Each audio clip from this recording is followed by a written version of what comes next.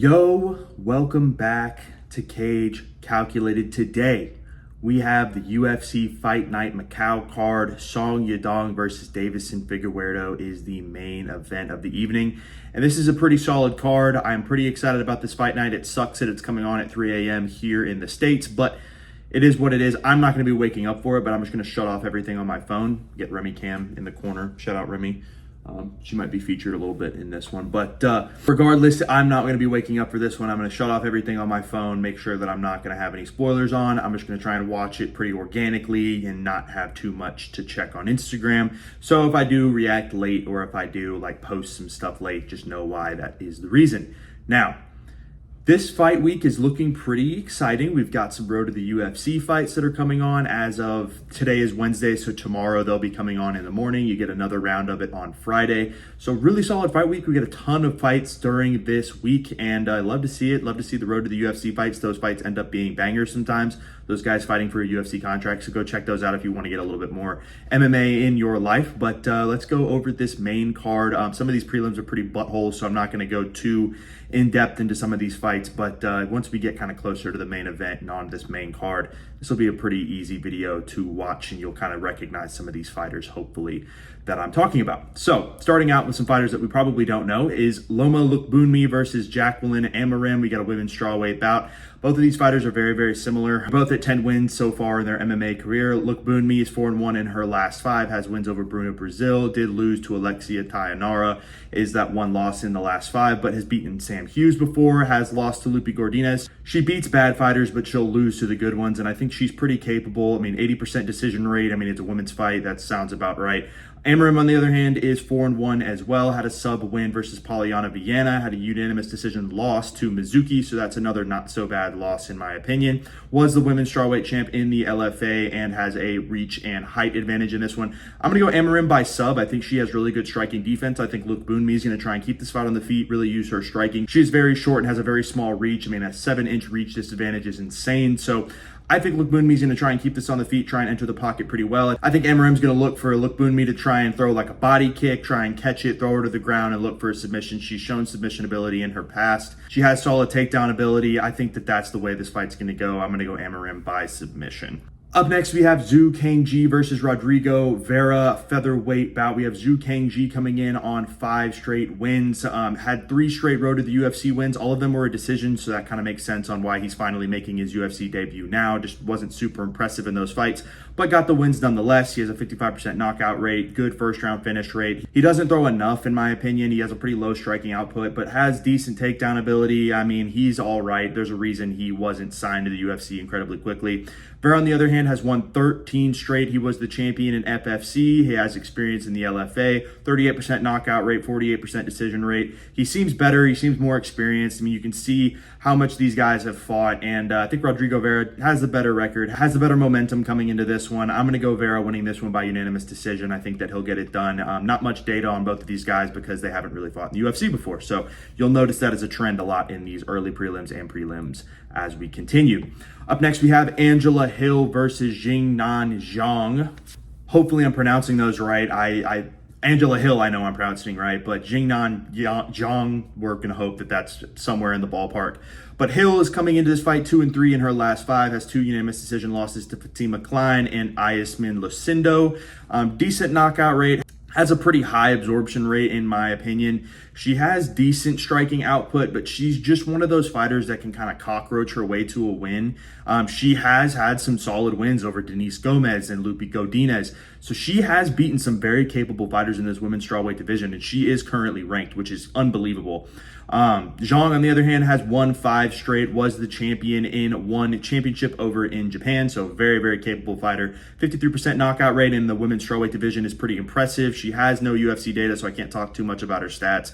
I think Zhang will win this one. I think that she has the capabilities and she has the momentum coming into this one. Angela Hill's 41. I mean, how much is left in the tank? But it won't surprise me if Angela Hill cockroaches this one. I think this fight could be close, but I have Zhang winning this one by unanimous decision. I think she just has the better striking output, less damage on the body, less damage to the head. I think that she just has the better momentum going into this one. And one championship's a very capable promotion. I think Angela Hill will have her work cut out for her, but I don't think she has it in this fight.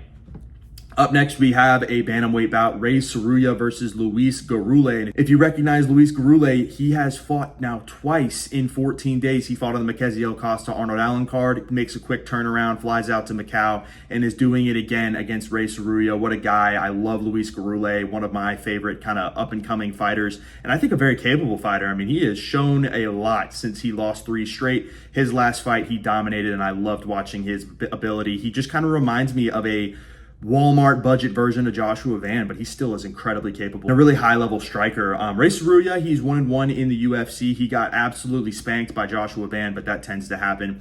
Notice in his fight, he just doesn't have the striking capabilities that you really want to see from a bantamweight. Incredibly dangerous on the ground and will go for some solid takedowns. Uses his frame so well, can use the clinch, can use a lot of different varying methods of takedowns. He's just so good on the ground, but man, on the feet, he is just kind of like a worse Tatsuro Taira, and the fact that he has kind of no striking, and it does scare me for him in this fight.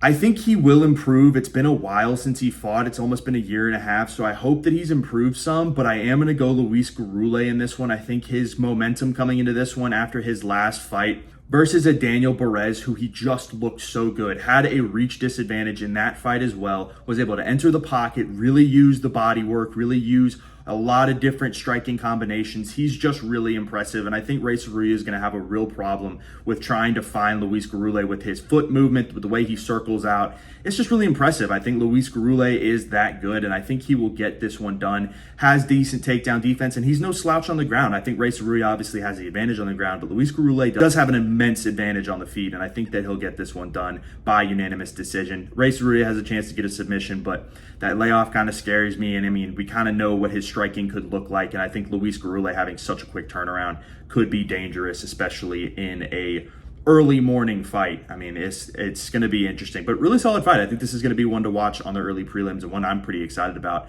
and I'm going to definitely rewatch.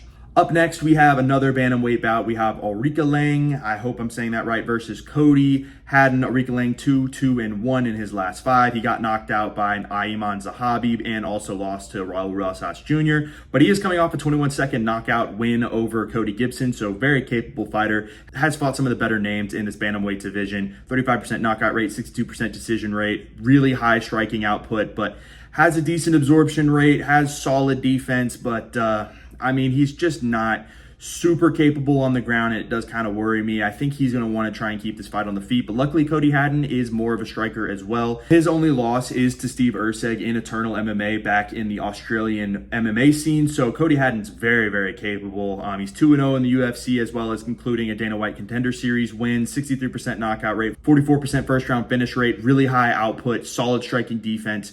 Has good takedown defense, and I think, again, this fight will stay on the feet. Cody Haddon is faster. I think he's stronger, and I think he's going to be able to get this one done. I have him winning by unanimous decision. I think you're going to see some really cool combinations thrown in the pocket by both of these guys. Both of these fighters are super capable with their striking, and I'm curious to see how they involve their leg kicks, how they involve just their hooks, their combinations. It's going to be a real treat to watch, and I think this is going to be another underrated fight, and I think there could be a finish in this one, especially kind of leaning towards Cody Haddon. I think he could get some knockdowns in this one. Ulrika Lang's just really going to look to touch up Cody Haddon, try and make things frustrating, clinch him up, really try and make this fight just a slower fight where Ulrika Lang can really work. I think Cody Haddon does have the advantage, though. In the athleticism department, I think he'll get this one done by unanimous decision, like I said previous.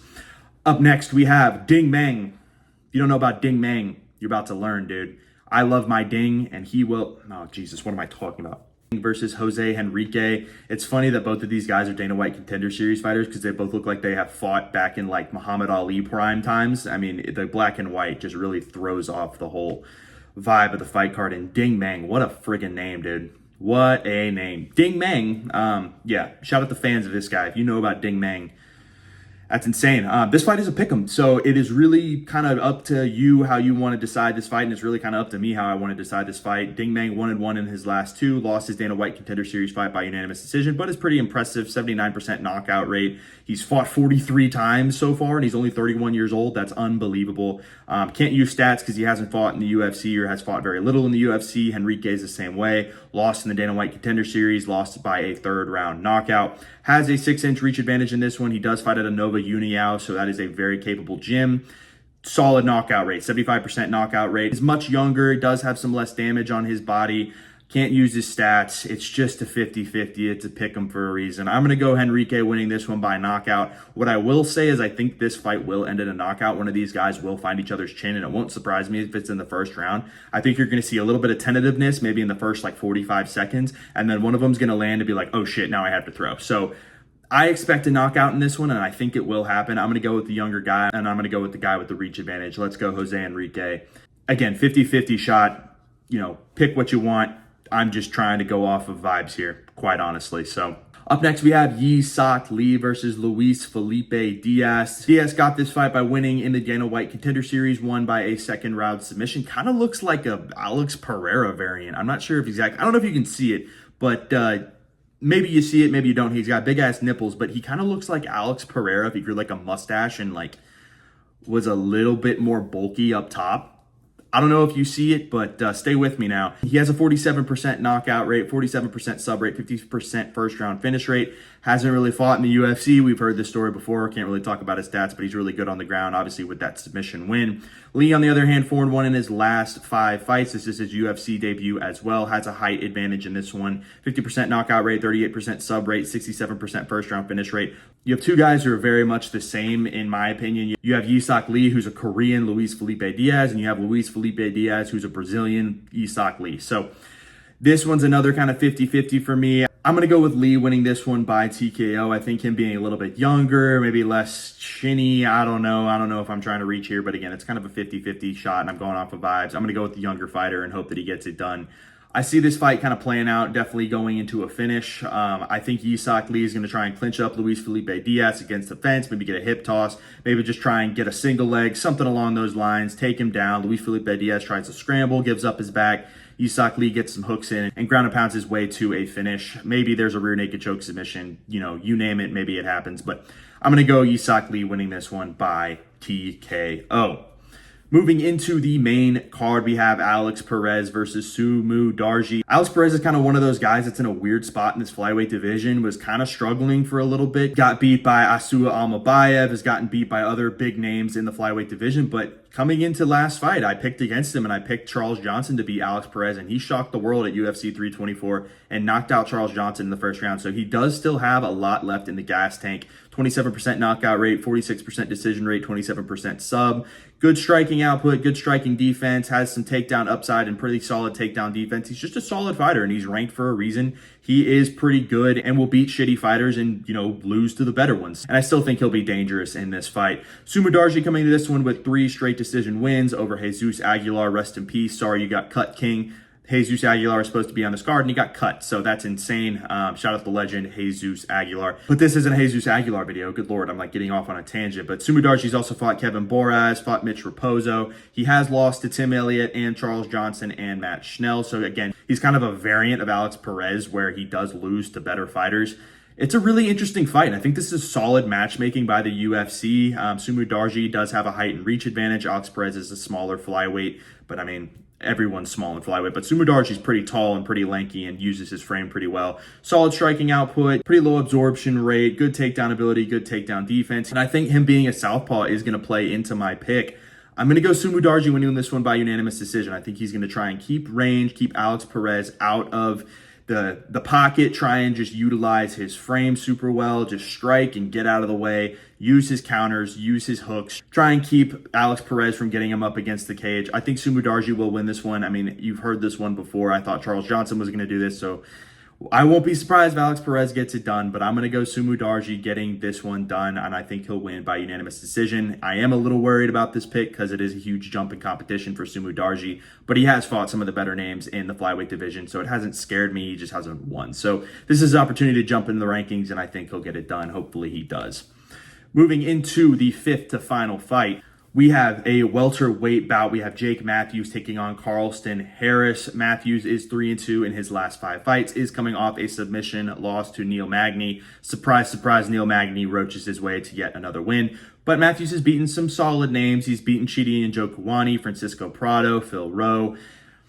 names that don't jump off the page, but those are guys that have been in the UFC for a while. So Jake Matthews obviously has been in the UFC for a while as well, but he's beaten names that are capable in this welterweight division. I don't think Carlston Harris is anyone that is going to scare me out of trying to pick Jake Matthews.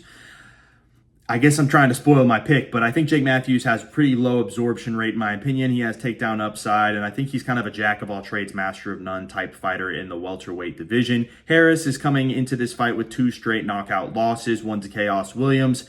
Has a 3-inch reach advantage in this one. He's okay in striking, okay absorption rate. He just kind of reminds me a lot of Jake Matthews, but is definitely chinnier. And he has a sneaky submission game. I'm going to do a sneaky little prediction here. If Jake Matthews doesn't win this one, I think Carlston Harris could win this one by a sneaky rear naked choke. He has shown it in the past. He's shown the ability to scramble pretty well. It won't shock me if he gets it done. So if you want to put on a little parlay action and put that submission win by Carlston Harris, I'm not telling you to do it, but it could happen, and it's not going to shock me if it does. But that's my sneaky prediction, kind of like the match within the match. But I'm going to go Matthews winning this one by unanimous decision, even knockout. I could see him winning like that. Carlston Harris is pretty chinny. I think Jake Matthews does have the advantage both on the ground and on the feet. I think he's just the better fighter, and I think he'll get it done. We'll see if that crafty little submission prediction comes into play, but Jake Matthews is my official prediction. Up next, we have Kai Asakura versus Cameron Smotherman, and good Lord, how far has Kai Asakura fallen? Had a title shot versus Alexandre Pantoja, got slimed, got subbed, and then had a rebound fight against Tim Elliott and got slimed and got subbed. Is this dude any good?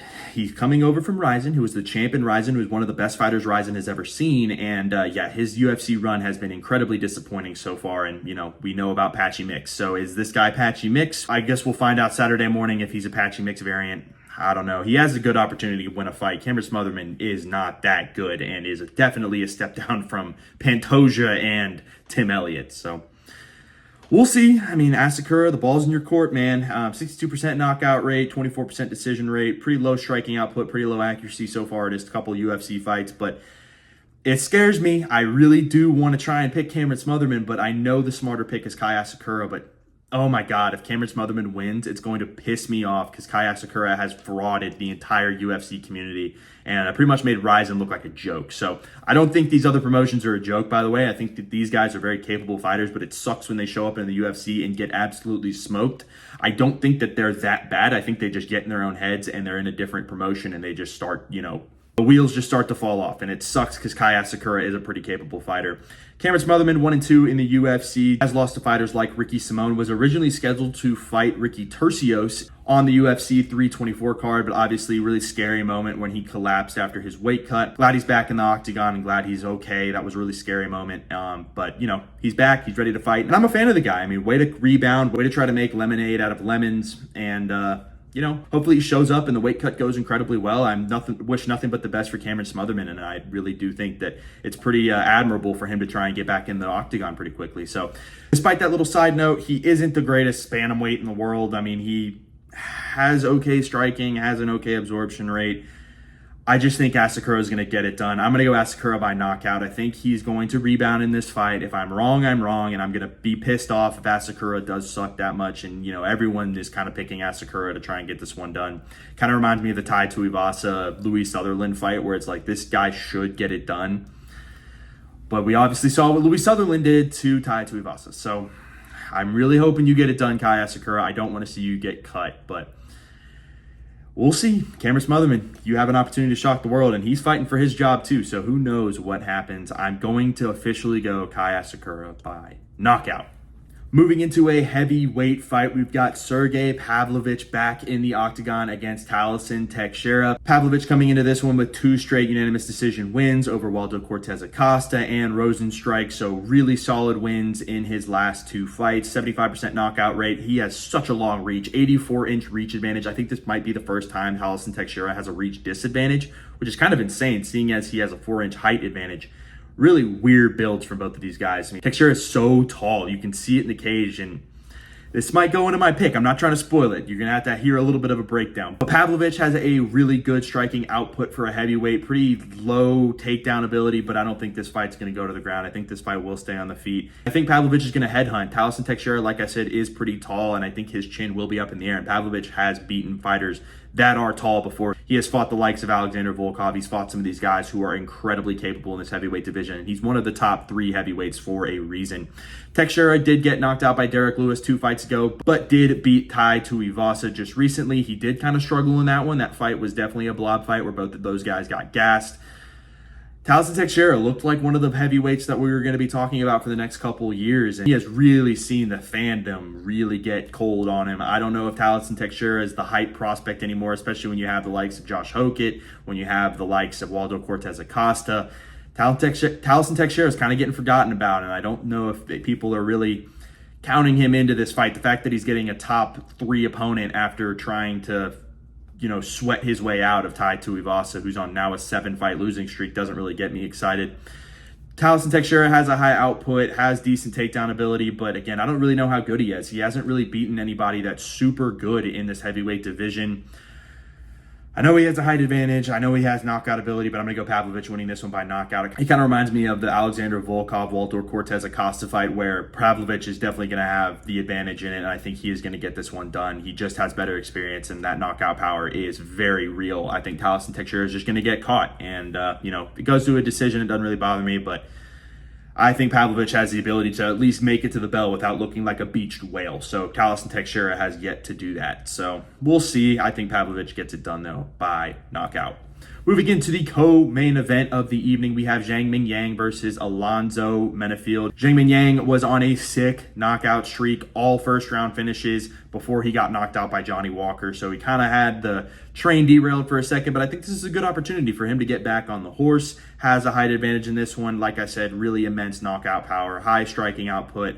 Has a pretty high absorption rate, which does kind of scare me a little bit, but his knockdown average is fantastic. I think these two are going to try and stand and trade. Alonzo Menefield has shown that before. He thinks his power is the greatest, and he's a little chinny now. So he's gotten older. Maybe the athleticism has kind of gone out the window a little bit. I don't know. I think Alonzo Menefield's still pretty capable. He got knocked out by Ozdemir, Mirzakhanov, Carlos Olberg. I just think the chin might be a little bit in jeopardy in this one, and Zhang Mingyang is not a guy I would want to fight if my chin is getting questioned. He has a lowish strike absorption rate. He has very kind of little takedown ability. Like I said, these two are going to stand and trade. In a battle of stand and trade, Zhang Mingyang, yes, got knocked out recently, but Alonzo Menefield is definitely more chinny. I'm going to go Mingyang by knockout. I think he's going to get it done in front of the home crowd. And yeah, he looks like Minecraft Steve or Asian Minecraft Steve. So that blockhead might get it done, and Drew Dober his way into a finish. And, bringing up Drew Dober, he's fighting a black guy. The joke is written, the joke is there. So we'll see. But yeah, I'll go Zhang Mingyang by knockout. And moving into the main event of the evening, Tristan's favorite fighter in the bantamweight division, at least, Song Yadong versus Davison Figueiredo, one of the legends in flyweight, one of the legends of the UFC. And man, Davison Figueiredo is getting one of the worst retirement tours I've ever seen, fighting Umar Nurmagomedov and then fighting Song Yadong, who are both very dangerous fighters in their own respective ways. I first want to call out the UFC. The pictures we have been posting of Song Yadong, we got to relax. We've got a gooner that's running the UFC account. We got to chill out, dude. It's getting a little bit ridiculous. Him in that little suit where his abs are showing. Yeah, let's get a grip, dude. This is a male-dominated sport. Most of your fan base is male. Yeah, quit the gooning shit. That's a little too much for me. I know Song Yadong is incredibly athletic and super young and is a good-looking dude, but Jesus Christ, it's every other post. I see the picture of Song Yadong in that sweaty, oily looking thing where, he's getting oiled up and taking these gooner pictures. Like, good Lord, give me a break. But yes, we all goon to Song Yadong. We all beat our dongs. Let's get that out of the way. We all beat our dongs. So the Song Yadong army should have a good night in this one. I don't know if Davison Figueiredo really has it anymore. He's 2-3 in his last 5. Like I said, lost to Umar Nurmagomedov. That fight was a snoozer. Shout out to Umar Nurmagomedov. Will he ever have an exciting fight? Probably not. But he's also lost to Petr Yan. He got knocked out by Corey Sandhagen. It worries me. I love Davison Figueiredo. The amount of fandom I have for the guy. That trilogy with Brandon Moreno was so much fun to watch, and you had to be there to experience it. I love Davison Figueiredo, and I really do hope that he doesn't get slimed in this one. But his career is on the decline. He had to move up to bantamweight, and I think it's just kind of becoming that part of the career where it's kind of a tough watch. I think that he's still incredibly capable on the ground. I think he can try and go for a submission. I still think his cardio is very much intact. He's beaten the likes of Montel Jackson recently. He's beaten Chito Vera. He can beat guys who aren't ready for the fight, and he will take advantage of a cardio lapse or not being ready to go, especially defending takedowns. But I think Song Yadong will get this one done. He's incredibly capable as a striker. Did lose to Sean O'Malley and Petr Yan by unanimous decision, but has beaten Henry Cejudo, has beaten Chris Gutierrez, knocked out Ricky Simone. He is incredibly capable, has a height advantage in this one, and I think his striking output is really going to be the benefactor in this fight. I think it's what's going to get it done for him, and he has a decent absorption rate, really solid takedown defense, and I think he's going to look to stand and bang and stay out of those takedowns from Deiveson Figueiredo. I think Song Yadong will get this one done by unanimous decision. I think it does go to 5 rounds. Song Yadong definitely has the cardio to stand up with Deiveson Figueiredo. He's got the youth, he's got the athleticism. It just kind of sucks to see Figueiredo getting kind of the Tony Ferguson treatment as far as the fighters he's been put up against. It just kind of sucks to see, but I think Song Yadong will get this one done. I hope he doesn't slime Figueiredo, but if it happens, it happens. I mean, it's the fight game. It's a brutal game, but appreciate y'all watching this video. Shout out to you if you wake up to watch this fight card when it's live. Again, I will be watching the replay of it. I do think this is a really solid fight card, but I am not trying to wake up at 3 a.m. again. That was a huge mistake I made for that Perth card. I felt like dog shit the rest of the weekend. So make sure to like and subscribe. Make sure to check out our content on Instagram. Make sure to go and follow the Twitter. Tristan's been cooking over there, so give him some credit and give him his flowers. He has been awesome, and shout out him for making all our graphics. He's been killing it. Hope y'all have a good weekend. Hope y'all have a great rest of y'all's week. Appreciate y'all watching one more time. See ya!